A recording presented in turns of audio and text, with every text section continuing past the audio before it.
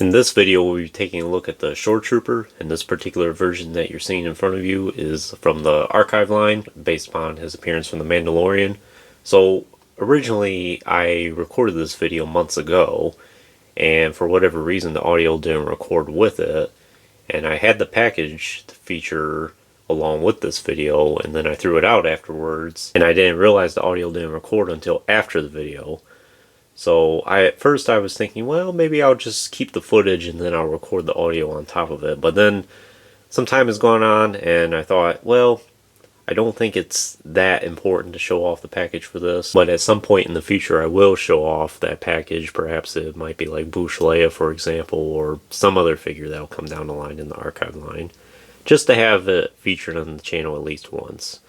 So this is the first archive release I'm actually featuring on this channel, and this Shoretrooper, which was originally called the Scarif Stormtrooper, seen a couple of releases over the years. I used to have the original that came out back around 2016-17 in the red and black package, and then I sold it a couple years later because I was trying to clear out some of the Disney era figures.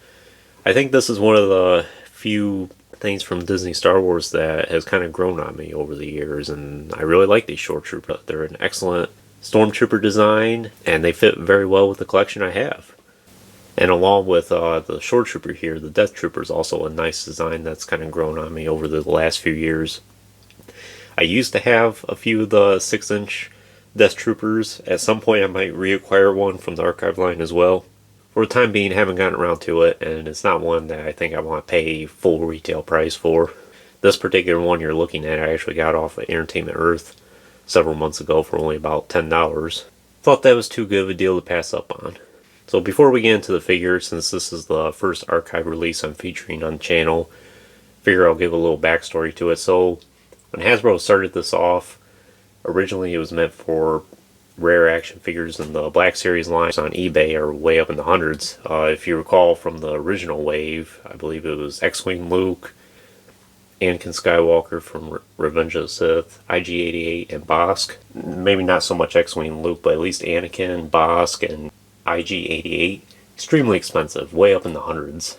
I actually recall owning the original Anakin Skywalker, and I got this a couple years after it was released, and I spent maybe $130 for it, which I thought was as good of a deal as I was going to get. And then once the archive release was coming around the corner, I went and sold that one and then got the archive one, which we'll get a review at some point in the future. Since then, all three of those action figures, Anakin, Bossk, and IG-88, have gone way up in price again, even after a re-release. Maybe at some point these archive figures might need another round of re-releases. Who knows, though. Hasbro is very slow to the game, and if they ever get around to that, it might be several years from now. But for the most part, most of the archive releases I think have been smart repacks. There are a couple here and there where you're scratching your head like, why would they re-release that one? Like Chewbacca, for example, or I think Skiff-Guard Lando even got re-released, when we know how popular Lando is. But anyway, that's just a little backstory into the archive line. Let's take a look at the actual figure here.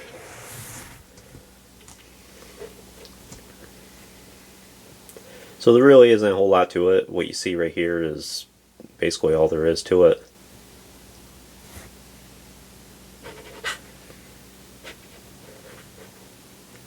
Like the amount of weathering he has.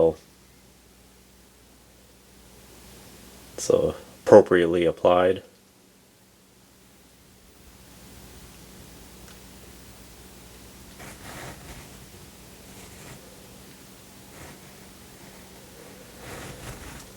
So in terms of the articulation, it does have a very, very good hinge in the neck. You can pretty much look all the way up and all the way down, which is something that a lot of action figures can't do. And you can kind of see how that joint is there. So it's really good. And it's hollowed out in the inside where it gives for that extra mobility. His hinged shoulders, it's pretty good, 90 degrees.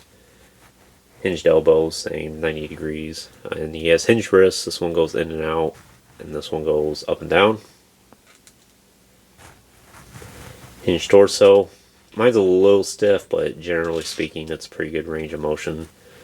hinge tips, which are a little restricted by this small bit of armor he has around his waist here, but it's not that big of a deal. He can at least go out a little bit, but side to side not so much.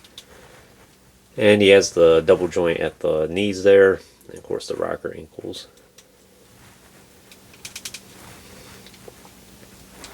In terms of the weapons and accessories, he just comes with the one E11. Nothing too fancy about it.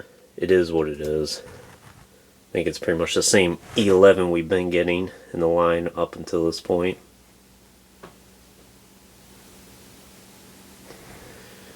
Although this one's a little more grayer than what we normally get, and it does have a little bit of weathering involved. You can see there on the magazine, a little bit on the stock there. Well, for being a simple action figure, he does have a lot of good detailing. He has his marking on his that extra plate on his helmet.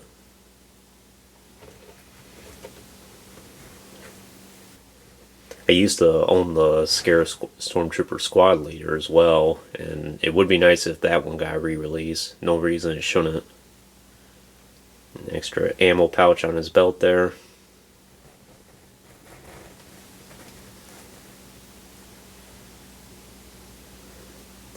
Nice markings throughout.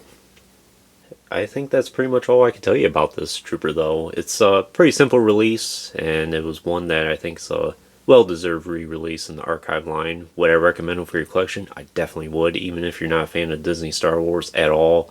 I think this is one of those Troopers that can fit in your collection, whether you're an OT or a prequel trilogy purist or expanding universe, whatever it is. And since he's the first archive figure I'm featuring in this channel, I think he was a worthy figure to feature.